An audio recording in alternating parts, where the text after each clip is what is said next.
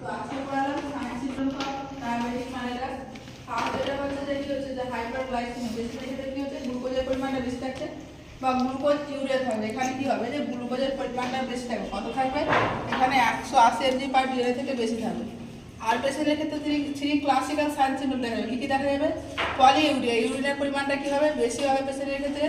Polydipsia, পেশেন্টের ক্ষেত্রে কী হবে যে প্রচুর পিপাসা হবে। কেন? কারণ হচ্ছে পলিইউরিয়া হচ্ছে ইউরিনের পরিমাণ বাড়ছে।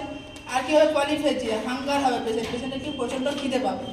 দেন হবে কী হচ্ছে যে পেশেন্টের ক্ষেত্রে হচ্ছে ভীষণ প্রবলেম হবে, দেখতে অসুবিধা হবে রেটিনোপ্যাথির জন্য। পেশেন্টের কী হবে? ফ্যাটিকনেস, উইকনেস হবে, যে থাকা না হবে, ক্লান্তি ভাব আসবে, পেশেন্টের উইকনেস হবে। ওরাল আর ভ্যাজাইনাল ইনফেকশন দেখা যাবে পেশেন্টের ক্ষেত্রে। এখানে ওয়েট, এখানে দু ধরনের আমরা জানি ডায়াবেটিক ম্যালেরিয়া, একটা হচ্ছে টাইপ 1, একটা হচ্ছে টাইপ 2। তো টাইপ 1 এর ক্ষেত্রে কী হয় যে পেশেন্টের ক্ষেত্রে ওয়েট লস হয়, আর টাইপ 2 এর ক্ষেত্রে কী হচ্ছে ওয়েট নর্মাল থাকে বা হচ্ছে গেইন হয়। এখানে পেশেন্টের ক্ষেত্রে কী হয়? উনহিলিং ডিলে হয়। উনহিলিং ডিলে হওয়ার কারণ হচ্ছে ক্যাপিলারিতে কী হয় যে কিটোন বডিগুলো হচ্ছে ডিপোজিট হয়, সেজন্য। আরেকটা হচ্ছে যে কী হচ্ছে যেখানে গ্লুকোজের পরিমাণ বেশি থাকে, মানে হচ্ছে যে কি জামগুলো বেশি পরিমাণে কী হচ্ছে যে গ্লুকোজ পাচ্ছে, এই জন্য কী হয় যে উনহিলিং ডিলে হয়। দেন হচ্ছে ডায়াগনোসিস টেস্ট অফ ডায়াবেটিক ম্যালেরিয়াস। তো ফার্স্ট যেটা হচ্ছে যে আমরা কি বলছি FBS, মানে ফাস্টিং ব্লাড সুগার। এটা আমরা কি করবো যে আর্লি মর্নিংয়ে টেস্ট করাবো। এর যদি নর্মাল ভ্যালু বলি কত, 70 থেকে 99 mg/dl হচ্ছে নর্মাল ভ্যালু। প্রি ডায়াবেটিক মানে হচ্ছে ডায়াবেটিকের আগের শেষ কত ভ্যালু আসলে 100 থেকে 125 mg/dl আসলে আমরা কি বলছি? প্রি ডায়াবেটিক বলছি। প্রি ডায়াবেটিকের ক্ষেত্রে আমরা পেশেন্টকে কি বলবো যে হেলথ এডুকেশন দেবো, যেমন হচ্ছে লাইফ স্টাইল মডিফিকেশন, এই সমস্ত কী করবো আমরা যে এক্সারসাইজ করতে হবে, আমরা হেলথ এডুকেশন দেবো। কিন্তু এখানে কোনো মেডিকেল ম্যানেজমেন্ট করবো না। যখন হচ্ছে পেশেন্টের ক্ষেত্রে 125 mg/dl থেকে বেশি হয়ে যাবে, তাকে আমরা কি বলছি? ডায়াবেটিক ম্যালেরিয়াস বলছি। সেখানে কি হবে পেশেন্টের ক্ষেত্রে যে মেডিকেল ম্যানেজমেন্ট করতে হবে। দেন হচ্ছে আর একটা টেস্ট, যেটা হচ্ছে যে RBS, র্যান্ডাম ব্লাড সুগার বা পোস্ট প্যারেন্ডিয়াল ব্লাড সুগারও বলা হয়। এখানে বেস্ট টাইম যেটা হচ্ছে আমরা বলছি যে খাবার খাওয়ার 2 ঘন্টা পরে কি করা হয় যে এই টেস্টটা করা হয়। এখানে যদি হচ্ছে 140 থেকে mg/dl থেকে যদি কম থাকে তাহলে নর্মাল ভ্যালু। যখন 140 থেকে 200-র মধ্যে ভ্যালুটা আসে তখন আমরা কি বলছি? প্রি ডায়াবেটিক, মানে ডায়াবেটিকের আগের স্টেজ। যখন 200 mg/dl তখন ক্রস করে যাচ্ছে আমরা বলছি ডায়াবেটিক ম্যালেরিয়া। আরেকটা যেমন টেস্ট হচ্ছে GTT, গ্লুকোজ টলারেন্স টেস্ট। এটা হচ্ছে যে কাদের ক্ষেত্রে করা হয়? এটা হচ্ছে কনফার্মেটরি টেস্ট হচ্ছে যে জেস্টেশনাল ডায়াবেটিক ম্যালেরিয়াস, যে প্রেগনেন্ট মাদের ক্ষেত্রে করা হয়। এখানে আমরা দুটো স্যাম্পল নিই, একটা হচ্ছে ফাস্টিং ব্লাড সুগার, একটা হচ্ছে পোস্ট প্যারেন্ডিয়াল ব্লাড সুগার।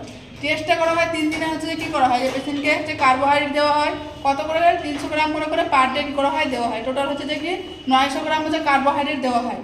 দেন পেশেন্টকে কি বলা হয় যে 8 থেকে 10 ঘন্টা কী করতে হবে যে NPO, নাথিং পার মান্থ, মানে পেশেন্টকে হচ্ছে না খেয়ে থাকতে হবে। দেন হচ্ছে আমরা ফার্স্ট স্যাম্পল কালেক্ট করবো, তাকে আমরা কি বলছি যে ফাস্টিং ব্লাড সুগার। যে ভ্যালুটা পাবো সেটা হচ্ছে যে কী হবে? ফাস্টিং ব্লাড সুগারের ভ্যালু পাবো। দেন আমার পেশেন্টকে আমরা বলবো যে 75 গ্রাম আমরা কী দিচ্ছি যে অরালি কার্বোহাইড্রেট দিচ্ছি। তারপরে দেওয়ার পরে কী করবো? আমরা 2 ঘন্টা পেশেন্টকে না খেয়ে থাকতে বলবো। তারপরে আমরা 2 ঘন্টা পরে কী করবো? সেই স্যাম্পলটা কালেক্ট করবো। তখন আমরা কোন ভ্যালুটা পাবো? পোস্ট প্যারেন্ডিয়াল বা র্যান্ডাম ব্লাড সুগারে আমরা ভ্যালুটা পাবো। এটা কি গেল? GTT। এটা কাদের ক্ষেত্রে বললাম যে জেস্টেশনাল ডায়াবেটিক ম্যালেরিয়া বা প্রেগনেন্ট মাদের ক্ষেত্রে হচ্ছে কনফার্মেটিভ ডায়াগনোসিস টেস্ট। এটা দেন আরেকটা আছে HbA1c। এটা হচ্ছে গ্লাইকেটেড হিমোগ্লোবিন টেস্ট। এখানে কি করা হয়? অ্যাসেস করা হয় percentage of glucose bind with haemoglobin, যে হিমোগ্লোবিনের সঙ্গে গ্লুকোজটা কীভাবে বাইন্ড করছে সেটা অ্যাসেস করা হয়। এটা কি করে যে 3 মাসের হিস্ট্রি প্রোভাইড করে, যে পেশেন্টের যে গ্লুকোজটা হিমোগ্লোবিনের সঙ্গে বাইন্ড করছে, কীরকমভাবে বাইন্ড করছে সেটা কী করা হয় যে 3 মাস ধরে সেটা 3 মাসের কী ভ্যালু কী করা হয় দেখা হয়।